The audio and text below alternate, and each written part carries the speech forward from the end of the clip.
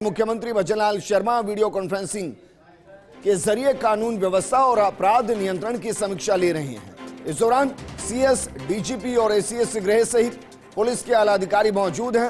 राजस्थान सहित सभी एसपी और आईजी वीडियो कॉन्फ्रेंसिंग के जरिए जुड़े हैं और जयपुर कमिश्नरेट से police commissioner Biju George Joseph, additional police commissioner Kailash Bishnoi, additional police commissioner law and order Kunwar Rashtradeep, additional police commissioner traffic Preeti Chandra, DCP east Kavindra Sagar, DCP waste Amit Kumar भी वीडियो कॉन्फ्रेंसिंग के जरिए जुड़े हैं और तस्वीरें सबसे पहले हम आपको दिखा रहे हैं। हमारे सहयोगी Satyanarayan Sharma, senior special reporter, हमारे साथ जुड़ गए हैं। सत्यनारायण, जरा बताइए, वीडियो कॉन्फ्रेंसिंग के जरिए जो समीक्षा की जा रही है उसके मुख्य बिंदु क्या क्या है और अभी तक क्या निष्कर्ष निकला है? देखिए, जिस समय मुख्यमंत्री भजनलाल शर्मा ने अपना पद ग्रहण किया था, उन्होंने साफ बात कही थी राजस्थान के अंदर कानून व्यवस्था कायम रखनी चाहिए, पुलिस का इकबाल होना चाहिए और शायद इसीलिए उन्होंने दो बड़े स्टेप उठाए थे। पहला तो एंटी गुंडागर्दी टास्क फोर्स रखनी चाहिए जिससे कि जो आतंक चल रहा है उस पर लगाम लगाया जा सके और साथ साथ एसआईटी बनाई गई थी पेपर लीक को लेकर। अब जो आज जो मीटिंग हो रही है, पहले दो बिंदु को लेकर हुई थी राजस्थान में, इन दोनों के ऊपर कितना काम हुआ। हालांकि सभी को जाने की एसपी ने बेहतरीन काम किया। एसआई 32% 2021 के अंदर काफी अच्छे परिणाम दिए। तकरीबन 51 से अधिक मुलजिम को गिरफ्तार किए। वही एंटी टास्क फोर्स दिनेश मन के नेतृत्व में शानदार काम कर रही है। तो पुलिस की ओर से ये बात कही गई कि जो संसाधन पुलिस को चाहिए और बेहतरीन काम करने के लिए, तो वो आज एसपी के सामने आया कि जो डीजीपी ने खुद ने कहा है कि हमारी फोर्स को और भी संसाधन जिससे हमारी फोर्स आगे बढ़कर और बेहतरीन काम कर सके। तो मुख्यमंत्री ने भी यही जवाब दिया कि जो संसाधन पुलिस को चाहिए वो उनको पूरा मिलेंगे। गृह विभाग के जो अधिकारी उनको आदेश दिए गए हैं कि पुलिस पेड़े को मजबूत करने के लिए जो भी संसाधन की आवश्यकता पड़ती है वो राज्य सरकार पूरा करवाएगी। इसके अलावा जो विशेष बिंदु जो प्रदेश के बाहर से तस्करी माना जाता है कि बॉर्डरी इलाके हैं, वहाँ पर तस्करी को रोका जाए, वहाँ पर किस प्रकार से सघन अभियान चलाया जाए जिससे कि जो मानव तस्करी होती है, जैसे अवैध मादक तस्करी होती है, उनको रोका जा सके। इसके अलावा प्रदेश के अंदर रात्रिकालीन व्यवस्था के अंदर कैमरा, जो रात्रिकालीन कैमरे लगे हुए हैं, उन कैमरों की स्थिति को और कैसे बेहतरीन बना सकते हैं। तो कई महत्वपूर्ण बिंदु है अपराध दृष्टि से जिससे कि राजस्थान के अंदर अपराध पर लगाम लगाया जा सके और अपराधियों के खिलाफ कड़ी कार्रवाई की जा सके। सदरान, इस दौरान कोई ऐसा जिला जहां एसपी को कुछ अलग से हिदायत दी गई और कोई ऐसा जिला जहां के एसपी की पीठ थपथपाई हो? देखिए, सबसे बड़ी बात तो एसओजी ने बेहतरीन काम किया है। करीबन 51 मुलजिम गिरफ्तार किए हैं और वर्ष 2021 जो भर्ती परीक्षा हुई थी, एसआई भर्ती परीक्षा, उसके अंदर ट्रेनिंग कर रहे एसआई को जो थानाधिकारी जो एसआई थे उनको गिरफ्तार किया है। तो एक बड़ी उपलब्धि। तो सबसे बड़ी बात उन्होंने कही कि एसओजी ने बेहतरीन काम किया है, एसओजी के एसआई ने अच्छा काम किया। वहीं अगर जयपुर पुलिस की बात हो, जयपुर पुलिस के लगातार वारदात होने के बाद में उसको ट्रेस आउट करने के अंदर जल्द से जल्द अपराधियों तक पहुंचने में सफल रही है।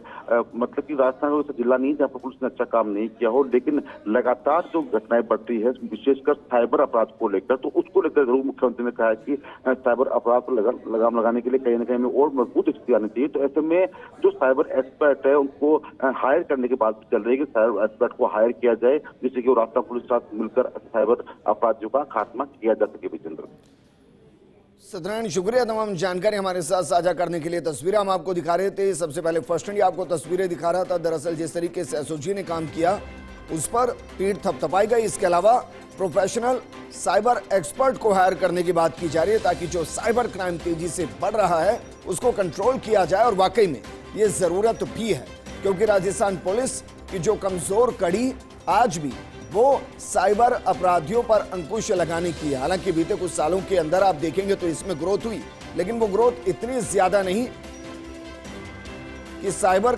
क्राइम को कंट्रोल किया जाए। हमारे साथ बीकानेर से हमारे सहयोगी और रेसिडेंट एडिटर लक्ष्मण राघव जुड़ गए। लक्ष्मण, जरा बताइए, क्योंकि बीकानेर से भी एसपी जुड़े होंगे, बाकी अधिकारी जुड़े होंगे, बीकानेर को लेकर क्या रिपोर्ट और इस मीटिंग को लेकर आपके पास क्या इंफॉर्मेशन? देखिए विजेंद्र जी, सबसे महत्वपूर्ण बात यह है कि एक तरह से इंटर स्टेट कोऑर्डिनेशन मीटिंग है जिस पर खास तौर पर फोकस जो है एनडीपीएस। आप देख रहे होंगे राजस्थान में नशे के तस्करों के खिलाफ जो कार्रवाइयां हो रही हैं, उनके घर तोड़े जा रहे हैं, उनके अवैध अतिक्रमण हटाए जा रहे हैं, तो उस पर एक बड़ा फोकस है। साथ ही साथ अपराध और कानून व्यवस्था की समीक्षा तो है ही है। एक चीज और बताऊं मैं विजेंद्र, बीकानेर रेंज आईजी इस वीसी में सवाई माधोपुर से जुड़े हैं। दरअसल वे अवकाश पर थे, लेकिन जब लगा कि सूबे के मुख्यमंत्री वीसी ले रहे हैं तो वहीं से वो कनेक्ट हुए हैं। सबसे बड़ी बात और सबसे बड़ी चुनौती अगर आप देख रहे हैं विजेंद्र, तो ये है कि इन दिनों बहुत सारे नशा की जो लत है जिस तरह से बढ़ी है, और खास तौर पर आपने देखा होगा जोधपुर में जो कार्रवाइयां हुई, सेंट्रल एजेंसीज ने कार्रवाई की, तो उसको लेकर मुख्यमंत्री भी बेहद गंभीर है, डीजीपी भी, कि दरअसल सेंट्रल एजेंसी आके यहाँ पर पकड़ती है, एमडी कैसे बनती है, तो हमारी पुलिस और बेहतर कैसे कर सकती है, कैसे इस नशे की तस्करी को रोका जा सकता है और किस तरह से हमारी युवा पीढ़ी को इससे बचाया जा सकता है। तो इन सब पर विशेष फोकस है। बीकानेर रेंज की विजेंद्र मैं बता दूं, तारीफ भी हुई एनडीपीएस और अन्य कार्रवाइयों को लेकर, जो बात कह रहे थे आला अधिकारी, तब उसमें प्रशंसा भी हुई है। लेकिन सवाल यही है कि चुनौतियों पर मुख्यमंत्री क्या कहते हैं विजेंद्र जी, वो ज्यादा महत्वपूर्ण रहने वाला है। बिल्कुल लक्ष्मण, लेकिन आपने शैली को देखा है, बीकानेर में इससे पहले भी कई एसपी रहे हैं। वर्तमान में आपको क्या लग रहा है कि एनडीपीएस हो या बाकी जो क्रिमिनल एक्टिविटीज हैं उसको कंट्रोल करने के लिए कुछ नया किया गया है जो मुख्यमंत्री के सामने रखा गया हो? देखिए, बीकानेर में रेंज आईजी ओम प्रकाश पासवान की कई ऐसी नवाचार थे जो चर्चित रहे दरअसल, और इसीलिए रेंज स्तर पर इसकी तारीफ हुई है।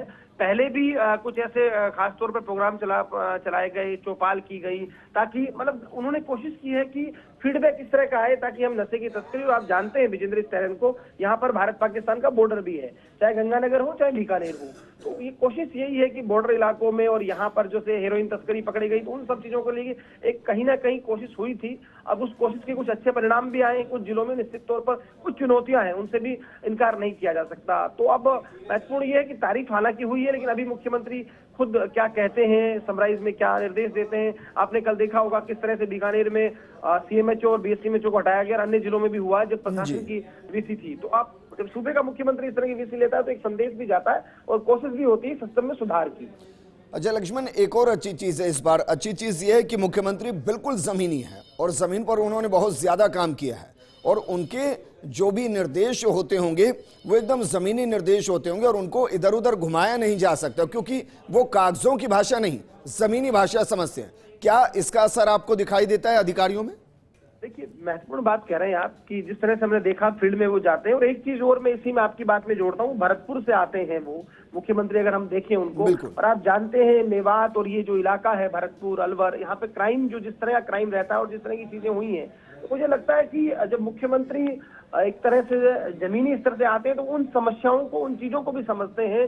थाने में जाकर व्यक्ति को क्या सामना करना पड़ता है कई बार, तो उन स्थितियों को लेकर भी निश्चित तौर पर, क्योंकि अल्टीमेटली जो नारा वो यही है कि आमजन में विश्वास और अपराधियों में डर, तो दोनों चीजों को साथ लेकर चलने की जो कोशिश रहती है पुलिस की, तो उसमें मुझे लगता है जो आप कह रहे हैं, क्योंकि वो जमीनी है, आम आदमी के मुख्यमंत्री के तौर पर, पहले भी जो मुख्यमंत्री थे उनके लिए भी ये बात कही जाती थी, इनके लिए भी इसलिए कहा जाता है कि संगठन से होते हुए यहाँ तक पहुंचे हैं। तो आम आदमी को होने वाली दुश्वारियों और उन चीजों को लेकर निश्चित तौर पर ये बहुत फीडबैक रहता है, तो स्वाभाविक तौर पर आज जब बोलेंगे तो इन चीजों पर निश्चित तौर पर फोकस रहेगा।